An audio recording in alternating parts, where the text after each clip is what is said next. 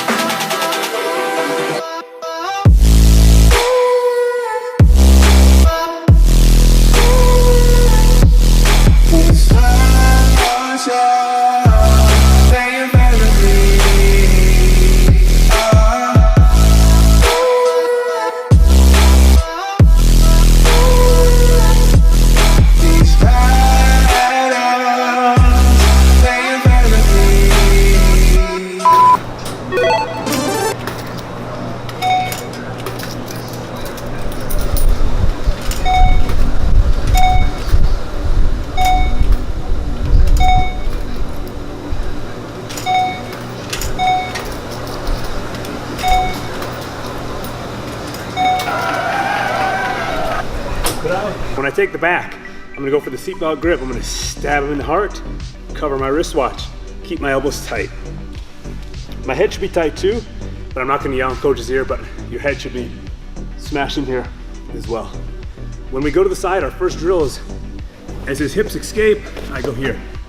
Using my toes, as he tries to lift the hips, that's the best time to scoot back under. Notice how this foot, if it's possible, try to bring that knee up, coach. I block him, so I have space to get my hooks back in. Go to the other side, scoop under. If I can block again, get my hooks back in. Now, 2 attacks once we do that drill for a minute or so. Right, side to side, so forth. I'm gonna go for the rear naked choke because we're on the choke side. I have her on the neck, shoot my arm through deep. Second hand goes straight through, hide my face, it's clear. If we end up on the other side, clear the wrist, step on the hip, climb, clear the head, shin in, right, armbar finish here. Let's make it for, like, let's say there's people out there that don't train jiu-jitsu yet, they don't do anything. Okay. Maybe somebody wants to start jiu-jitsu or wants to, they're out of shape, they want to do something. What would you tell, whatever, like tell them to come in and train or whatever the heck you think? Well, I think, one of the reasons people don't train is because of the fear that comes with not just doing something new, but doing something that, broken down to the specifics, involves choking and limb bending and things like that. And so there's a very natural fear of stepping into that world, especially with no experience in martial arts before. So there's this, sometimes this belief that, well, anyone doing jiu-jitsu must have been doing it a long time or must come from an athletic background or just be, just really already into that type of intense environment. And the reality is that is a part of it, but it's a small piece of the pie. The people that are doing jiu-jitsu are people that enjoy challenging themselves at the level that's most appropriate for their growth. And so it's sometimes like pulling teeth to persuade someone.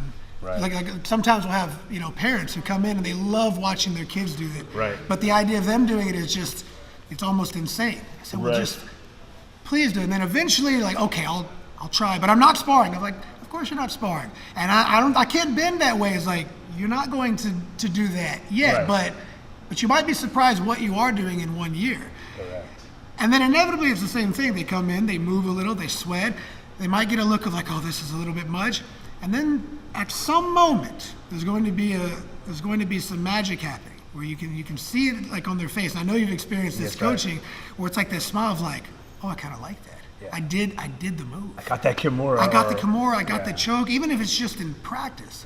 And then then that childlike curiosity opens up. Right. And it's like, that's the reason to do it.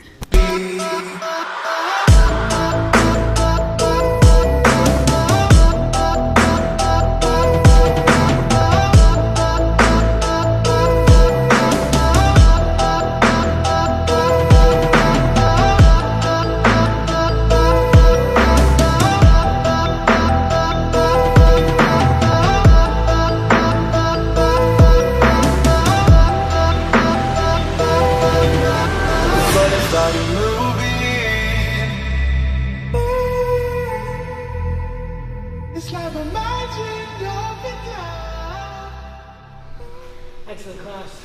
Thank you all for coming out. Mr. Matt, thanks for coming and sharing the day with your team here. Hope you guys had a good time. I really enjoyed training with you. Like I said, I had a couple injuries, and so it was awesome to train with guys that are very technical and very controlled. That says a lot, especially at different levels of growth in jiu-jitsu. Everybody has like, a certain ego, and sometimes like, you get a chance to go with a black belt, it's like, oh, I want to go. And if, sometimes it's like, oh, here's a chance to go extra rough. And you guys were not like that at all. You were just trying to, train and improve, and I think that's a reflection of your instructor here and the tone that he sets in the academy. So thanks again. Thank you everybody for coming out. Thank you so much for having me. Yeah, anytime guys. Awesome work. So we're here. Stop.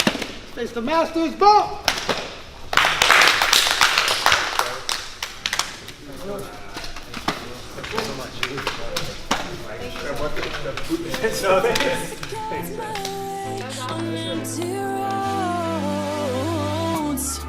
When my burdens show, 'cause I walk alone. You're the brightness in the dark inside my soul. 'Cause I know that I'm the name on your lips, boy. Take my pain with your kiss, boy. Here I'll stay, I'll stay. They're free. What's free? The tortillas. Tortillas. So they're free? Yeah. Omar's eating. There's Dom. He's eating. There's Nate. Finishing up his eating. Powers. And of course, mine's been done.